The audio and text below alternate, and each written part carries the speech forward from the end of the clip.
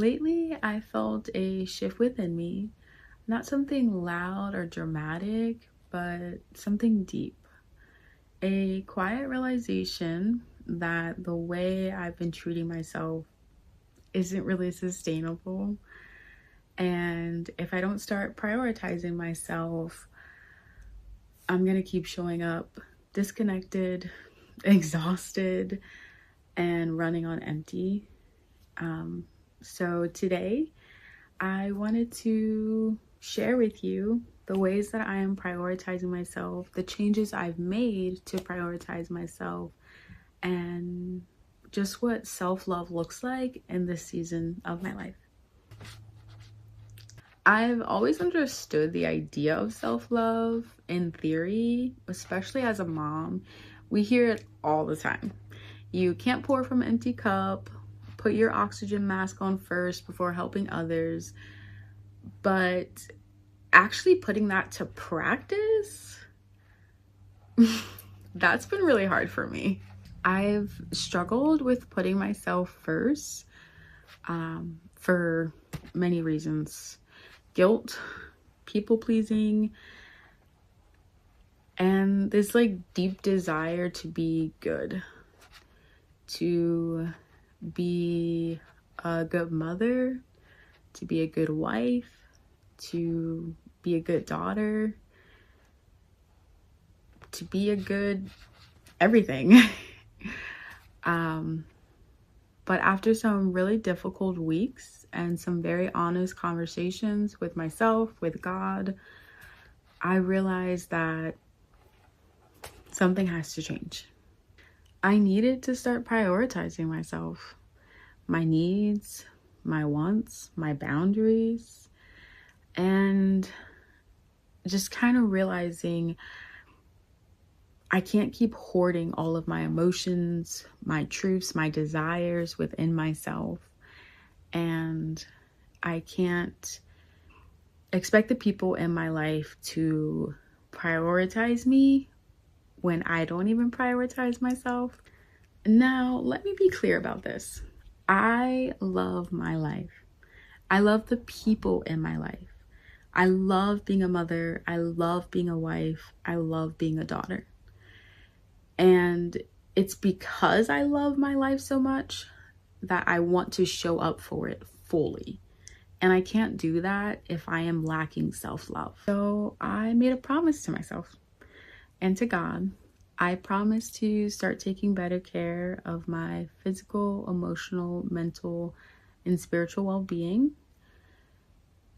because I believe that the better I take care of myself, the better and more I can take care of my family, and I can take care of my community, and I can just show up fully as my most authentic,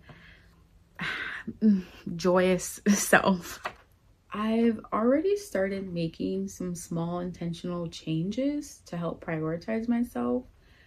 And the biggest change for me, the biggest shift for me has been how I start my mornings. For me, I've been making sure I'm praying before I even like get out of bed, stretching, and waking up before my kids. If you are a mom, you already know. Toddlers can wake up and be very demanding. So for me, it really helps to prepare myself and wake up before them and mentally prepare myself and ground myself so that I'm like centered and I feel good before they get up and I have that me time. It's really been beneficial to me. I've also been more intentional with my hygiene and self-care, like my skincare, taking bubble baths, my hair care, like things that I used to just rush through or just put off altogether. Changes may seem small, but they're meaningful. And that's the thing. It's not about how big a change is, it's about the intention behind it. Another great way that I've been prioritizing myself is through journaling. Journaling has always helped me, especially when I'm in a season where I need clarity.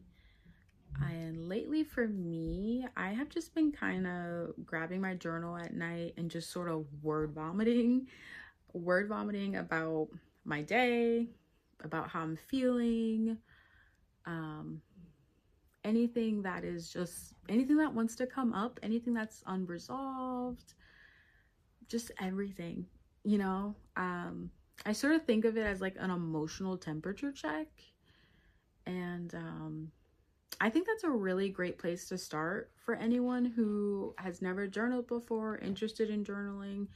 Just grab a journal and literally just write about your day or about your life overall and how you're feeling about your day, your life, and just like, for lack of a better word vomit in the journal and just let it all out.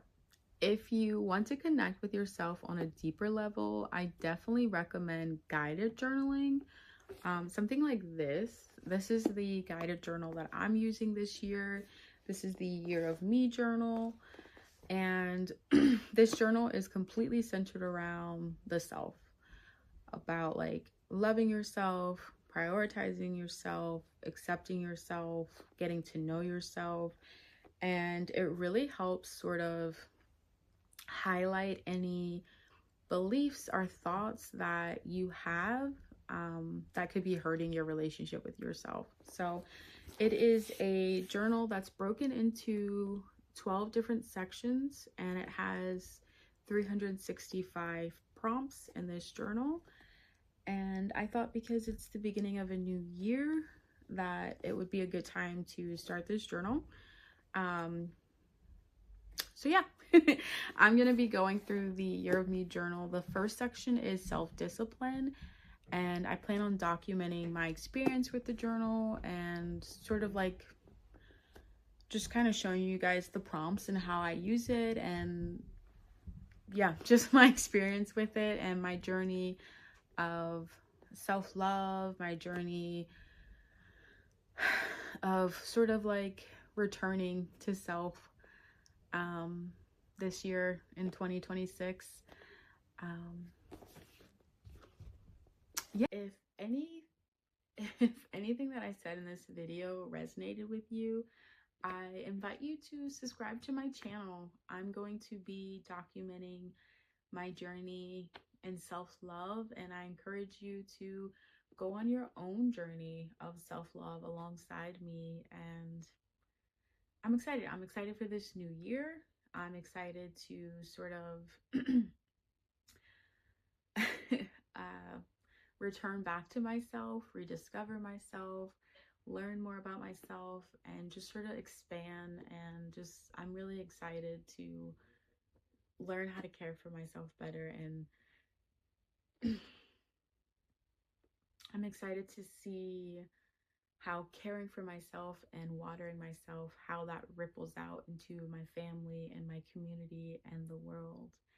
And I'm excited to document that all on this channel. So definitely make sure you're subscribed if you're not. But that's pretty much it, guys. I hope to see you in my next video. Until next time, peace.